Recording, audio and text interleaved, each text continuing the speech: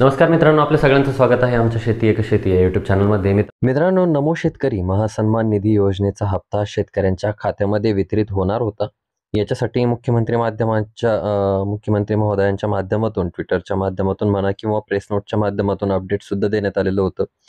सर्व काही परिस्थिती हप्ता वितरणासाठी अनुकूल होती, वातावरण सुद्धा अनुकूल होतं, सर्व अधिकारी मंडळी किंवा मंत्री महोदय सुद्धा अनुकूल होते.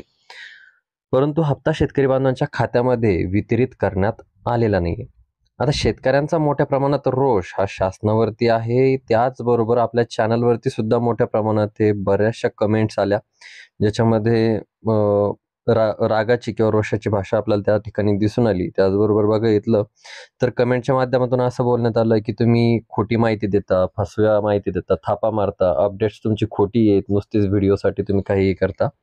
परंतु मित्रांनो, याच्या पाठीमागची काय परिस्थिती आहे हे थोडक्यात आपण समजून घेण्याचा प्रयत्न या व्हिडिओच्या माध्यमातून आपण जाणून घेण्याचा प्रयत्न करणार आहोत. परंतु त्या अगोदर पुन्हा एकदा तुम्हाला विनंती करतो की नवीन जर असाल चॅनलवरती तर चॅनलला सबस्क्राईब करा, जेणेकरून तुम्हाला कोणत्याही पद्धतीची खोटी माहिती न मिळता खरी माहिती आणि शहानिशा झालेली माहितीच त्या ठिकाणी तुमच्यापर्यंत पोहोचेल. बरेच सारे शेतकरी ऑनलाईन पद्धतीने डीबीटी ट्रॅकरवरती आपल्या हप्त्याची PFMS वरती आपल्या हप्त्याची स्थिती चेक करत आहेत आणि त्यांना त्या ठिकाणी दाखवलं जातंय की तुमच्या हप्त्याचं जे काही वितरण आहे हे रिजेक्ट करण्यात आलेलं आहे आणि कारण त्या ठिकाणी आपल्याला फक्त एकच दाखवलं जातं की DBFL फेल्युअर. आता DBFL फेल्युअर काय आहे हे आपण अगोदर जाणून घेऊया. बऱ्याच साऱ्या शेतकऱ्यांना वाटतं की माझा हप्ता रिजेक्ट झाला, मला आता हप्ता मिळणार नाही, मला हप्ता आलेला नाही, त्यामुळे पुन्हा आणखीन एक नवीनच संभ्रम किंवा नवीनच गैरसमज त्या ठिकाणी निर्माण होतात आणि एकंदरीत हप्त्यासाठी निधी मंजूर करण्यात आला, हप्ता वितरित करायला मंजुरी दिली, हप्ता वितरणासाठीचे FTO सुद्धा मंजूर झालेत, बँकेकडे ट्रान्झॅक्शन क्लिअरिंगला परत गेलेले आहेत, परंतु बँकांच्या माध्यमातून ट्रान्झॅक्शन जे काही आहेत तर ते क्लिअर करण्यात आलेले नाही. तर मग आता याचं कारण नेमकं काय हे मात्र कोणालाही अद्याप समजलेलं नाहीये.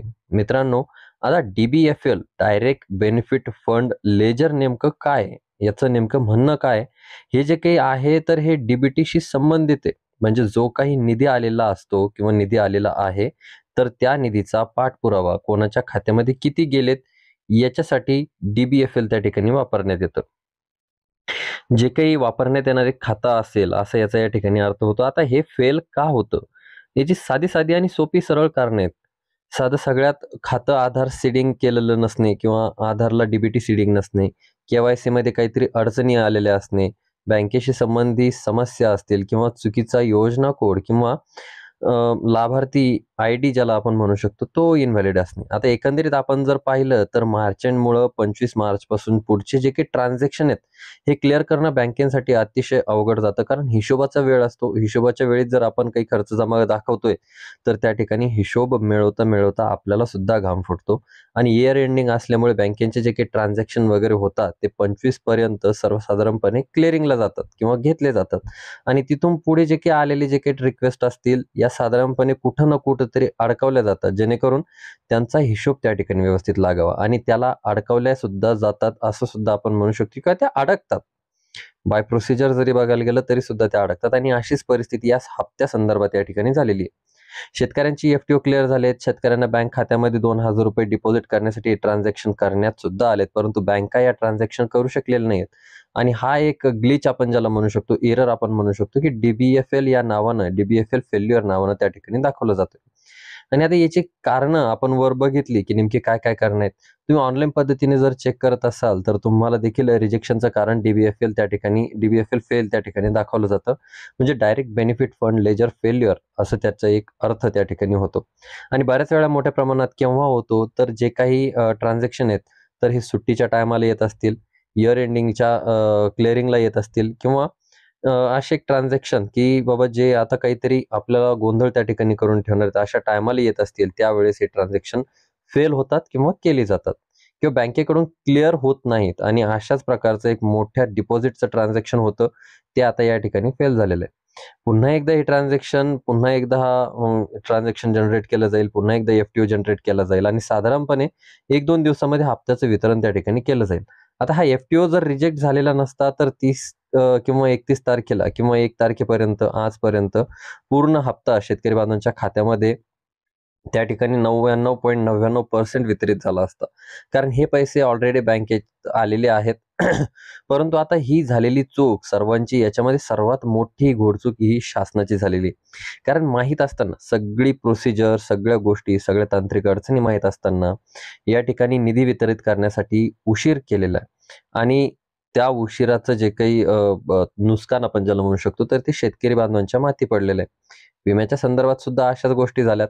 विमा वितरितच करायचा होता, तर थोडे एक 8-10 दिवसा अगोदर जर त्या ठिकाणी कंपन्यांना पैसे ट्रान्सफर केले असते, सगळं क्लिअर करून घेतलं असतं, तर विमा सुद्धा आतापर्यंत शेतकरी बांधवांच्या खात्यामध्ये आला असता. आपल्याकडे एक म्हण आहे, लगन वेळ आणि हगन वेळ एकच. म्हणजे सगळ्या गोष्टी एकाच टायमाला आणि एंडिंगच्याच टायमाला त्या ठिकाणी केल्या जात आहे आणि त्याच्यामुळे हे फेलियर त्या ठिकाणी आपल्याला दिसतंय. परंतु हे आता कुठेतरी उशीर झाल्यामुळे एक प्रॉब्लेम निर्माण झालेला आहे आणि आता याच्यासाठी शेतकऱ्यांना फक्त आणि फक्त आपल्याला वाटच पाहावी लागणार आहे. आशा करूयात की उद्या हे ट्रान्झॅक्शन पुन्हा एकदा क्लिअर होण्यासाठी सुरुवात होईल, अशी अपेक्षाच आपण या ठिकाणी करू शकतो. एक उदाहरण जर द्यायचं झालं तर एच-डी-एफ-सी बँक असेल किंवा विविध बँका आहेत, मी नाव घेतलं.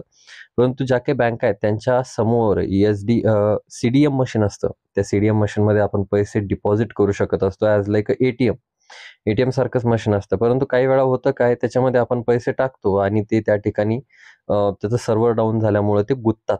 मग गुंतल्याच्या नंतर ते पैसे आपल्याला लगेच त्या ठिकाणी भेटत नाहीत. तर बाय प्रोसिजर गेल्याच्या नंतर बँकांच्या प्रोसिजरनुसार 3 ते 4 वर्किंग डेज, 3 ते 4 कार्यरत दिवस त्याला त्या ठिकाणी लागतात. त्याच प्रकारचा गोंधळ आपला या हप्त्या संदर्भात या ठिकाणी झालेला आहे.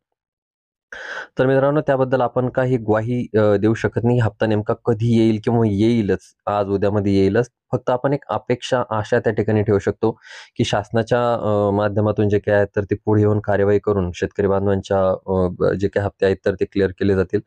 त्याचबरोबर शासनाच्या माध्यमातून पुढे येऊन याच्या संदर्भात स्पष्टीकरण देणं सुद्धा गरजेचं आहे. कारण सगळ्या विभागामध्ये किंवा सगळीकडं संभ्रमाचं वातावरण निर्माण झालेलं आहे. विभागाची जर आपण बघायला गेलो, माहिती विभाग जर बघायला गेलो, तर त्यांना सुद्धा सध्या माहिती नाहीये. त्यांच्यापर्यंत सुद्धा माहिती आल्याच्या नंतर जर आपल्यापर्यंत ती माहिती आली, जर आपल्याला भेटली, तर आपण लवकरच त्या संदर्भात व्हिडिओ घेऊन येऊयात. तुम्हाला हप्ता आला का नाही आला, आम्हाला कमेंट बॉक्समध्ये कळवायला विसरू नका. आणि कृपया "मी थापा मारतो, आमच्या चॅनलवरच्या व्हिडिओज खोटे आहेत" अशा कमेंट्स करू नका. कारण मी सुद्धा एक शेतकरी आहे, तुम्ही सुद्धा शेतकरी आहात. ज्या प्रॉब्लेमना तुम्हाला भेडसावतंय तोच प्रॉब्लेम मला सुद्धा या ठिकाणी भेडसावतोय. आमचे सुद्धा पैसे त्या ठिकाणी अडकलेले आहेत, हप्ता अडकलेला आहे. आशा करूयात की हप्ता लवकर क्लिअर होईल, तुम्हालाही भेटेल, आम्हालाही भेटेल. व्हिडिओ आवडला असेल तर व्हिडिओला लाईक करा, चॅनलला सबस्क्राईब करा, बेल आयकॉनला क्लिक करा, जेणेकरून अशाच पद्धतीचे नवनवीन व्हिडिओज आपल्यापर्यंत पोहोचत राहतील. भेटूया नवीन माहितीसहित, नवीन व्हिडिओसहित. तोपर्यंत धन्यवाद मित्रांनो.